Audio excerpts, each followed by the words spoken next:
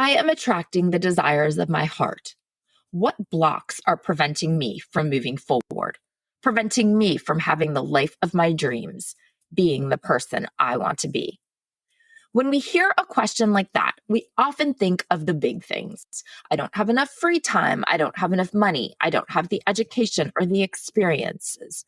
All of the things that we see as being roadblocks, preventing us from living the life that we want as the person we'd love to be. And of course, time and money and education and experience, they're all super important. I know whenever I hear things like, you have the same number of hours in a day as Beyonce does, I'm like, yeah, because our lives are totally apples to apples comparisons otherwise, right? I'm not so sure that B is packing Blue Ivy's lunch and doing the twins' laundry and driving Jay-Z to pick up his car or going grocery shopping on the daily or any of the other bazillion little tasks that seem to fill my days very quickly. But okay, it's the number of hours. As ridiculous as statements like that are, sometimes we are actually standing in our own ways. No, we can't change the big things overnight. But we often fail to realize how much of our lives are governed by our habits, whether it's our poor sleeping habits or eating habits or organization or procrastination or our nightly skincare routine or daily meditation or communicating with our families or again, a bazillion other things that we do every single day without even thinking about them. They guide most aspects of our life. How we behave today is a great predictor of how we'll behave tomorrow and the day after and yesterday and probably a month ago and a year ago. And when did you even start doing that? Was it a conscious effort? Often it isn't. And many of our habits we can trace back to when we were teens or kids ourselves, right? You see your teen getting into the habit of falling asleep watching videos. At what point does that end? Or your teen's diet is purely junk food. When will they magically make the switch to eating healthy food? Or they put off assignments until the last minute in high school. Think that'll be different in college? How about when they're working and they have a deadline to meet? Are you a procrastinator? Do you just assume that it's a personality characteristic? But what if it's a habit that you have been following since its creation when you were the one putting off assignments in high school? Now, I'm not going to lie. I'm pretty sure that helping you understand and maybe fix or create some habits isn't going to make you or your teen Beyonce. But hopefully, we can get you all a bit closer to having that life or being that person that you dream of.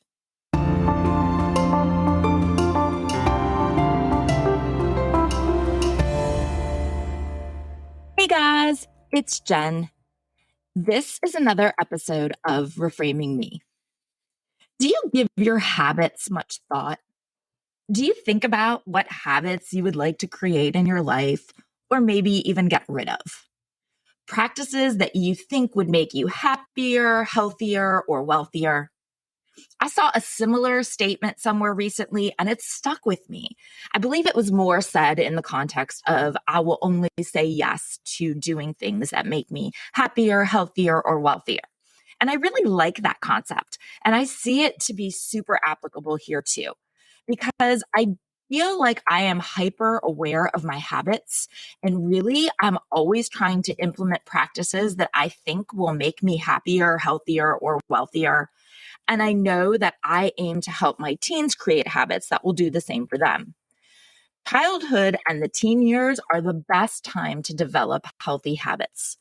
And most teens, unless yours are very different than mine, they have no concept of how they are actually in charge of creating habits that will literally impact much of their adult lives. I mean, teens are so focused on the moment that they're often not thinking about the future. And when they are, they're thinking about the big things, right? What career do they want? What city do they want to live in? Do they want to get married or have kids? They're not necessarily giving any consideration to the little routine things, the habits, the practices that guide their daily choices. Like, do they stay up late scrolling when they need to be up early the next morning? Have they gotten in the habit of hitting the snooze button? Do they eat ice cream as an after school snack? Or do they eat a healthy snack when they get home? Have they gotten into the habit of smoking or vaping when they're on a night out with their friends? Are they able to enjoy their own company, or are they always entertained by a friend? If a class or a team or a hobby becomes too hard, do they quit?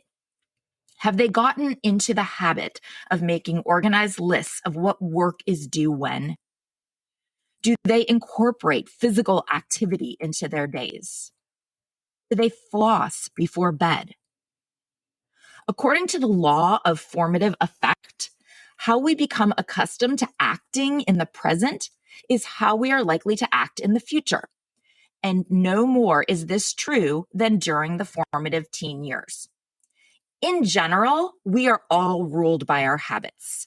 Much of how we all behave today is how we are going to behave tomorrow.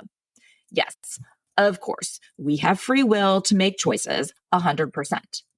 Really, that's more when we are making conscious decisions.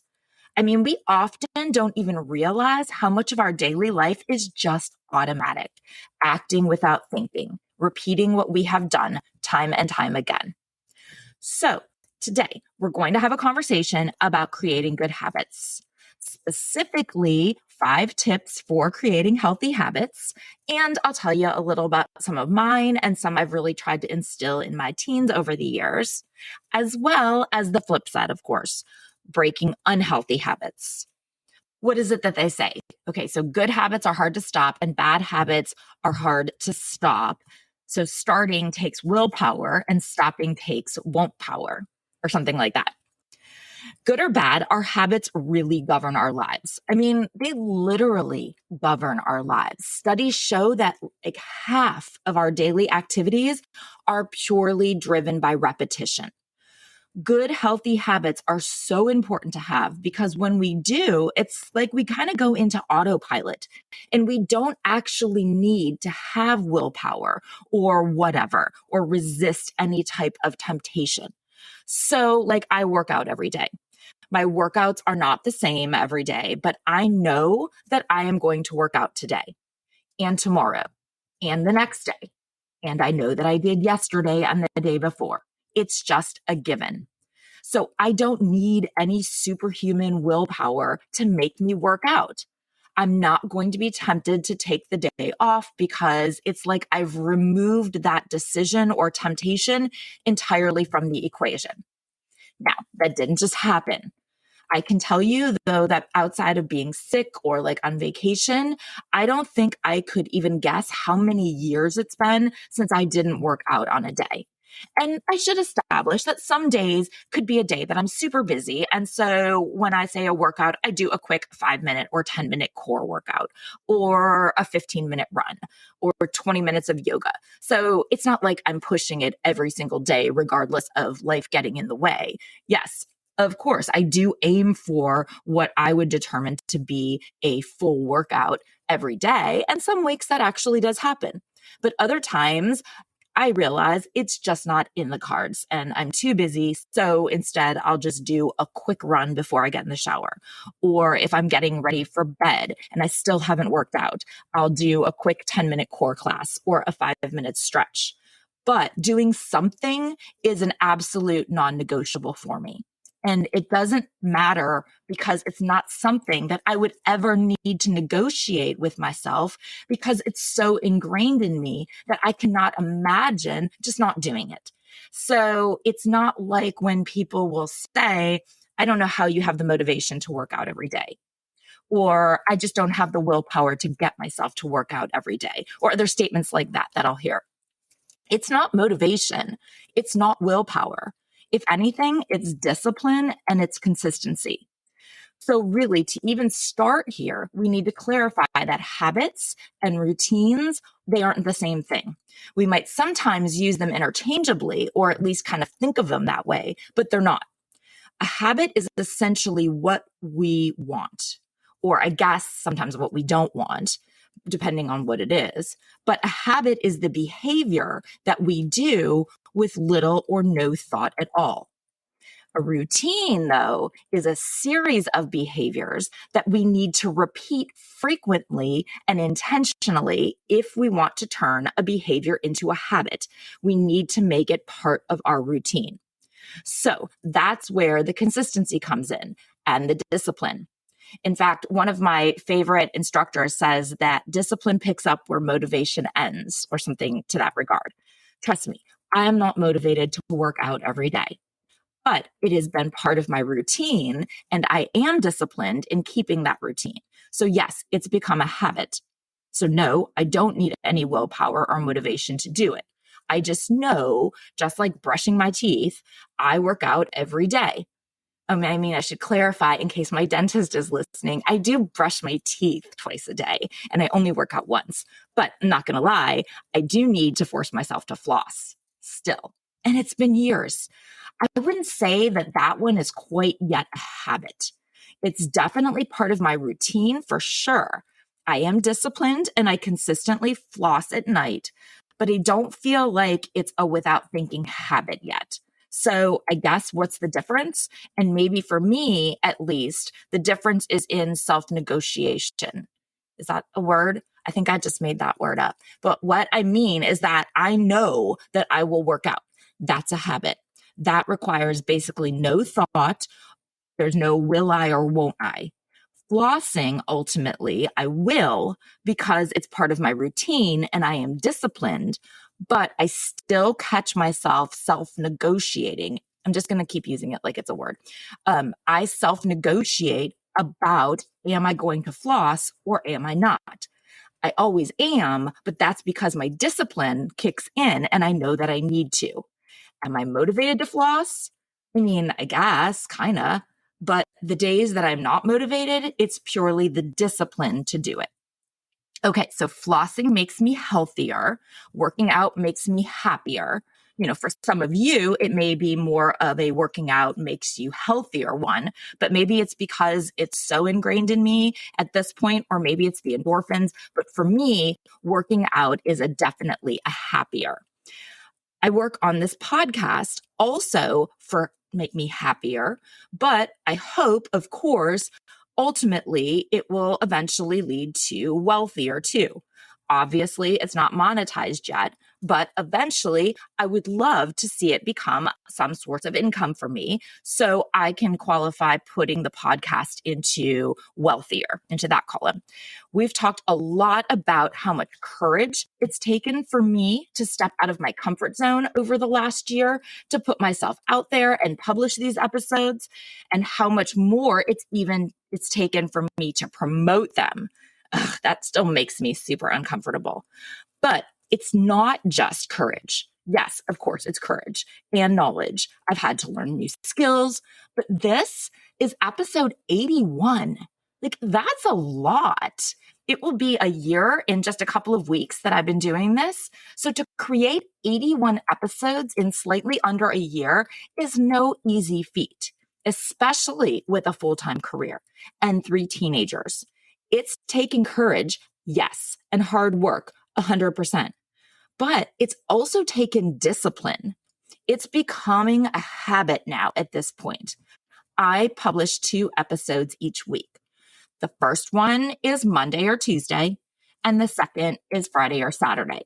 Yes, I would love to get that etched in stone for myself, but as I may have also mentioned once or twice, I also have a full-time career and 3 teenagers. So I'm pretty proud of even getting that much of a schedule nailed down. But just like flossing and working out, working on the podcast, whether it's research or writing or organization, recording, editing, making social media posts or ads, or even just brainstorming, but working on the podcast has become a routine for me.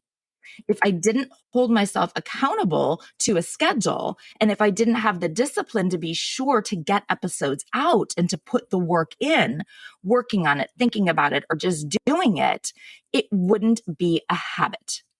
So things such as exercise and good sleep and a healthy diet and mindfulness, they're all practices that if you do them regularly, they can make so many aspects of our lives better. They improve our relationships, our work, our mental and physical health. I mean, ultimately, they contribute to the happier, healthier, and wealthier us. Now is the time for us to teach our kids to develop good eating habits, to incorporate exercise and activity into their daily routine, to get enough sleep, to do all of those different things that will help them to become happier, healthier, and wealthier versions of them. The 3 R's of creating good habits are reminders to regularly activate the habit, repetition to establish consistency, and reward to recognize the accomplishment. So we can illustrate the process of creating a habit for any habit that you might want. But let's walk through setting the intention and goal to begin a meditation practice because, I truly believe that regular meditation can help us to make all 3 things better in our lives, to make us happier and healthier, and yes, even wealthier because we can become more productive with a clear mind. Okay, so habits, really, whether they're good or bad, they are very closely related to our goals. So if your teen's goal is to get good grades, they're going to build healthy habits to attain that goal, like studying when they have an exam or getting their schoolwork done before they play video games. But if their goal is to get wasted and have fun, guess what? They're going to get into the habit of drinking when they are with their friends. Same for us. So first, based on our large scale goals, we need to set a specific goal. And it matters how you define your goal habit. If our large scale goal is to be healthier, you don't want to make a goal to meditate regularly because that's much too vague and abstract. You need to be specific about what exactly you aim to do and how often. So instead of saying, I'm going to have the goal to meditate regularly, instead you say, I'll meditate for 10 minutes each day. Or I made the goal to meditate every morning as soon as I wake up. I personally feel like those first moments of being awake are a great opportunity for me to set my head and my heart focused exactly where I want for the day. Now, I set this specific goal back in January of 2022, and at this point, it's a habit. I wouldn't even consider not meditating when I wake up. I have managed to do it every single morning, even on vacation, every single morning, except for one time when I totally overslept and I had to frantically get everybody up. But I did do it once I got everybody off to school. So it was as close as I could be. But otherwise, every morning I meditate as soon as I wake up. I do my stretches, and then most days it's 10 minutes that I do it. But if it happens to be a morning that maybe I'm shorter on time, I may only meditate for 5. But regardless, it's never even up for thought. No. What did I call it for before? Self-negotiation? Yeah, there's no self-negotiation. I just do my stretches, prop my pillows, and get seated and meditate. So when you set your objective, if you make it more manageable and more focused and less daunting to get started, you're going to be able to see your progress better. I know back when I did start flossing regularly as an adult, I set the specific goal that I would floss 3 times a week. It seemed less overwhelming than telling myself that I was going to floss every night. And eventually it just kind of became every night like it is now. Funny making this comparison though, because I've always said that meditation feels like I'm flossing my soul. Does that make sense? I get that same feeling from both. Like I feel clean and fresh. It's just my mouth or my soul, I guess. So a habit that my kids have is that even now into high school, they still have the practice of completing their schoolwork after school, or I guess now it's after practice, but before they do the fun or relaxing stuff. It's very routine based and cue oriented. They walk in the front door and without thinking, so another habit, right? They walk immediately to the pantry and they grab a snack. My oldest's habit is to sit down at the counter and eat and drink and zone out with his phone. My youngest, she sets her stuff down and heads straight upstairs to change her clothes. My middle, he eats as he's walking upstairs to shower. It's just their individualized routines.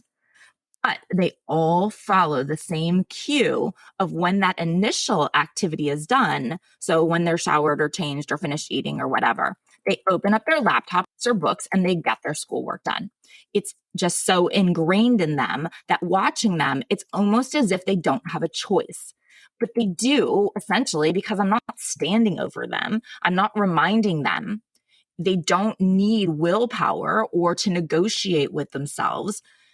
No, they're not motivated to do the work because I can tell you that they are smart kids and they get good grades, but there's not one of them that's like, ooh, let's see what I learned from this assignment, or yay, pre-calc. It's just routine. It's consistency. It's discipline. It's a habit. Okay, second, prepare for roadblocks. So these habits that you want to create in yourself or in your teens, why haven't you done them yet? Or why aren't you doing them already? Why aren't you already writing every morning for an hour? Or why aren't you currently working out each afternoon? Why isn't he picking up the dirty clothes and the towels when he's finished? Why aren't you already cooking for dinner instead of ordering takeout? Why isn't she texting you to let you know that she's home? Why aren't you already flossing before bed? If you want it badly enough to plan to implement it, this idea probably isn't a new one. So the question becomes, what stood in your way in the past? Because if you can familiarize yourself with the things that stood in your way in the past, you can recognize them when they come up at some point. So does your schedule just get so packed during the day that you run out of time to go to the gym in the afternoon? Okay, then you know that that has been a roadblock to you in the past. So you need to prepare for that and block it in your schedule as maybe a meeting. You know that in the past, say by Wednesday, you're ordering high calorie, low nutrition takeout because you're just too exhausted to cook. Okay, again, that was a roadblock for you in the past. So now you know that you should prepare and meal prep on the weekend. Do your teens make you feel guilty for asking them to fold laundry or to clean up their room or to give the dogs a bath or something during the week because they've been at school and at practice all day and now they just finished their homework and I just want to relax? So instead, what do? You end up saying, never mind, I'll just do it. Well, that's a roadblock. Plan ahead. Plan to have them do it on the weekend instead. You know that you hit the snooze and will not have time to work in a morning meditation. Okay, then instead of setting yourself up for failure, plan on doing an evening meditation. Or set your phone so you have to get yourself out of bed to turn off your phone. Like I knew that I wasn't going to go from never flossing at night to flossing every night. I had tried and failed. Honestly, I probably tried and failed like every 6 months, right? It sounds like about as often as I went to the dentist. So that's probably not a coincidence. But I had tried and failed. So instead, I set the goal of flossing 3 times per week. It was manageable. And if it was earlier in the evening, so what? At least I did it. Eventually, that microdosing got me into the routine of the action, and eventually it moved to daily at night. Maybe part of this is also for you having an ally to hold you accountable. If you know that in the past you bail on your gym membership, then don't do a gym membership. Sign up for a workout class with a friend instead. Nothing made me more diligent about recording episodes than knowing that people were actually listening. Third, create a detailed cue-based plan. So once you have a specific goal, you need to also have a specific plan. Research shows that you make more progress towards your goal if you go beyond deciding what you'll do and also decide the specifics, like when you'll be cued to do it and where you'll do it and how. So, like an actual plan. I've told you guys in the past that I do in the morning, I do what are called roll ups in Pilates, and they're really just rolling up and forward to reach my toes and stretch. I started doing them maybe 5 or I don't know, maybe even longer years ago when my hamstrings were super tight from running a lot. It was a very easy way to just start stretching them out every morning. Anyway, I guess that's a habit too. But I made the cue based plan that after I wake up, I do my 5 roll ups, and then I planned to meditate for 10 minutes before even getting out of bed. You might make the plan to meditate after you get home from work for 10 minutes, or after you get home from dropping your kids off at school, or I'll meditate for 15 minutes when I sit in the car waiting for them at soccer practice.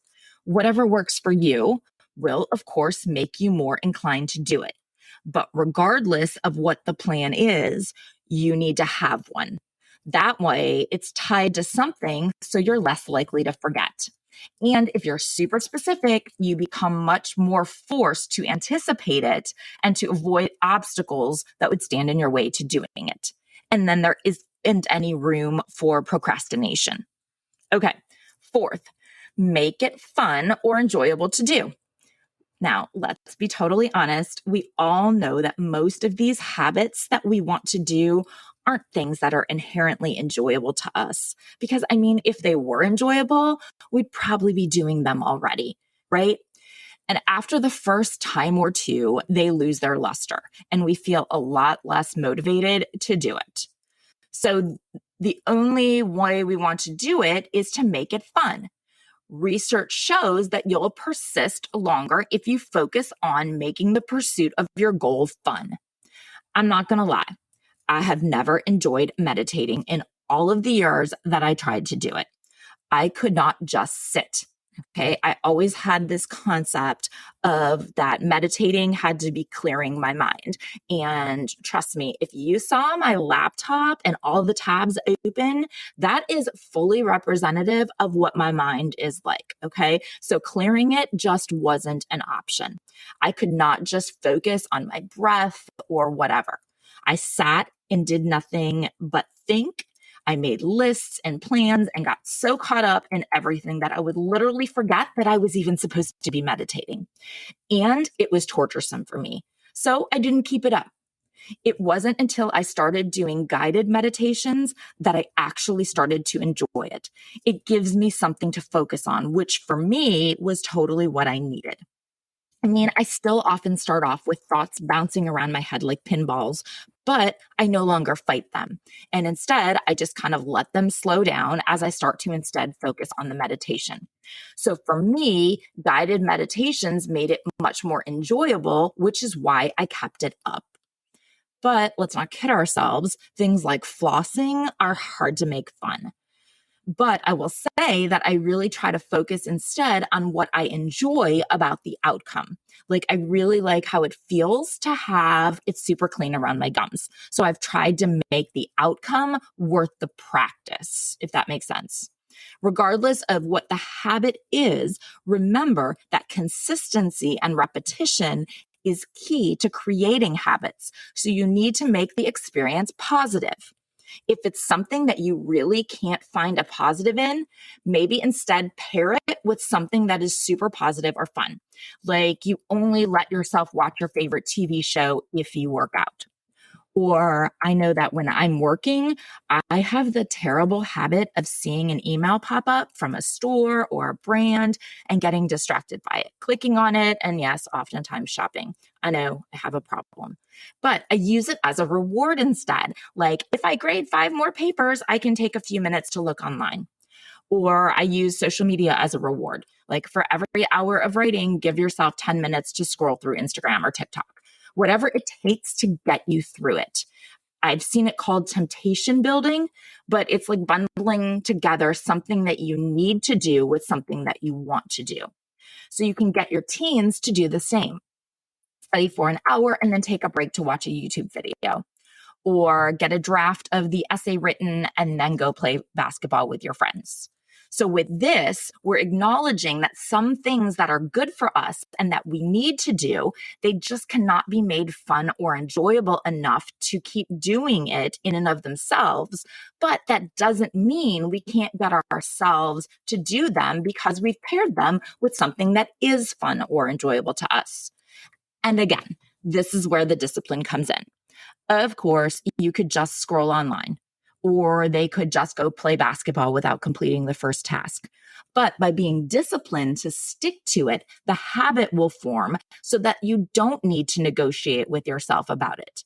And eventually, with the consistency, they will just habitually do the work that needs to be done before the activity that they want to do. And fifth, give yourself grace. Remember what we said months ago. We have the power to reroute and realign with compassion as often as we need. If you fall off, don't give up. Just start over.